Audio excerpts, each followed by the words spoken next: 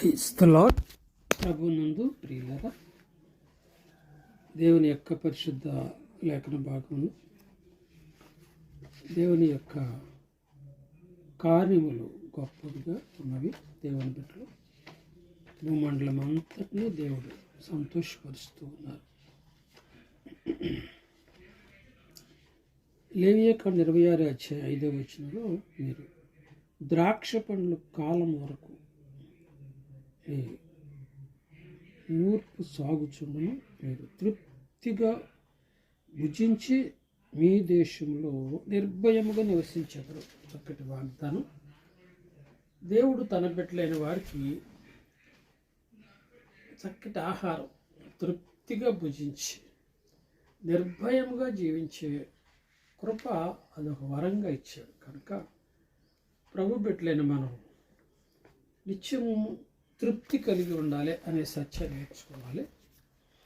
ప్రతి దాన్ని బట్టి తృప్తిగా ఉండాలి, సమృద్ధిగా ఉండాలి. సంతుష్టి సహితమైన భక్తి లాభదాయకం అని రాయబడింది.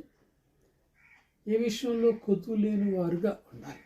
ఎందుకంటే దేవుడు సకల సర్వ సమృద్ధి గల దేవుడు. మరి ద్వితీయోపదేశకాండం 8వ ఒక చక్కటి వాగ్దానం 10వ మీరు తిని తృప్తి పొంది మీ దేవుడైన యెహోవా మీకు ఇచ్చిన మంచి దేశమును బట్టి ఆయనను స్తుతింపవలెను అన్నారు. ఎప్పుడైతే తృప్తిగా భోంచేస్తామో తండ్రి నీకు స్తోత్రం అంటాం. అలాగే భోజనం దగ్గర తృప్తిగా ప్రతిరోజు ప్రభుని థ్యాంక్స్ చెప్పాలి. మరి మన పితరులు తృప్తిగా తిన్నారు ఇశ్రాయేలీలు, కానీ కృతజ్ఞత లేని వారుగా జీవించారు. దురదృష్టకర వాళ్ళు అరణ్యంలో రాలిపోయారు. తృప్తి లేనప్పుడు, స్తుతించలేనప్పుడు నష్టం కలుగుతుంది.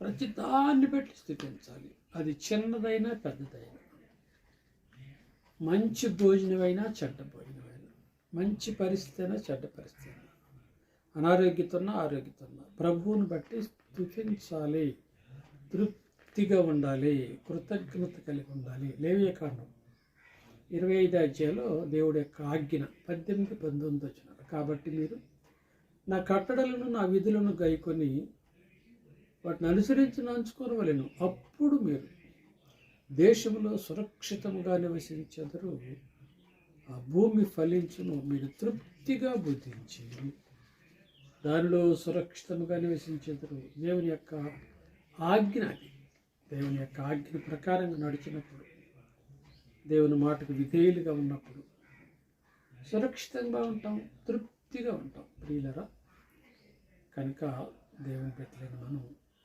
కృతజ్ఞతతో ఉండాలి, తృప్తిగా ఉండాలి. భూమి మీద ఉన్న సృష్టి తృప్తిగా ఉంటుంది తెలుసా. 4వ కీర్తనలో చక్కటి మాట 16వ చూడండి.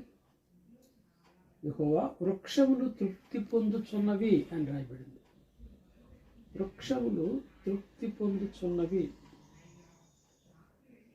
ఆయన నాటిన లెబానోను దేవదారు వృక్షములు తృప్తి పొందుచున్నవి. దేవుని సృష్టి మరి ప్రభువుని బట్టి తృప్తి పొందుతూ ఉన్నది, తృప్తి పొందుతూ ఉన్నది. కనుక ప్రభు బిడ్డలైన మనుషులమైన మనం మరి ఎక్కువగా కృతజ్ఞత కలిగి ఉండాలి.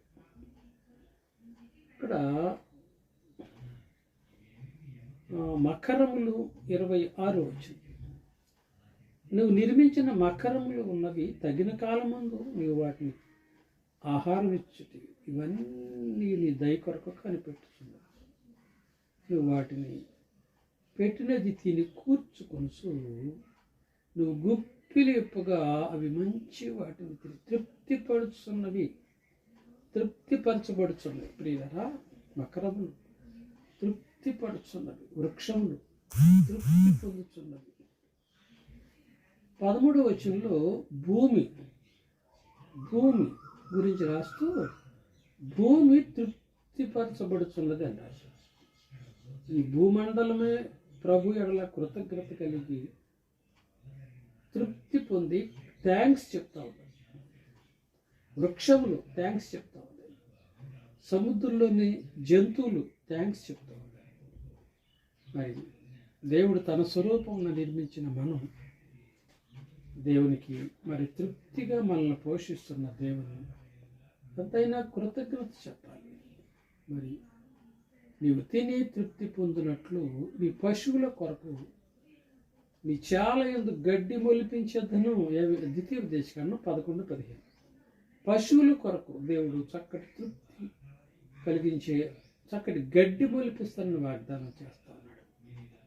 ఇకను అన్యజనులు మిమ్మల్ని అవమానాస్పదంగా చేయక మీరు తృప్తి పొందినంతగా నేను ధాన్యమును, కొత్త ద్రాక్షరసమును, తైలమును పంపించేదను. యోవేలు గ్రంథం 2:19. కనుక నా జనులు ఎన్నడూ సిగ్గునుంది. కనుక దేవుని బిడ్డలను తృప్తి పొందినప్పుడు ప్రభువు ఇచ్చిన దాన్ని బట్టి అది ఎంతదైనా సరే, ఇశ్రాయేలు ఎలాగైనా కృతజ్ఞత లేని వారుగా తిని తృప్తి పొంది మరి వెంటనే సడిగారు, సంహారకుని చేత సంహరించబడ్డారు, అరణ్యంలో ఆకులు రాలిపోయారు. ప్రియులారా, మనం కలిగిన దాన్ని బట్టి తృప్తిగా ఉండాలి. నీకున్న కుటుంబాన్ని బట్టి తృప్తిగా ఉండాలి, భార్య బిడ్డలను బట్టి తృప్తిగా ఉండాలి, నీకు ఇచ్చిన ఆహారాన్ని, ఆరోగ్యాన్ని బట్టి తృప్తిగా ఉండాలి. ఎదుటి వారిని చూసి ఆశపడకూడదు, అసూయపడకూడదు.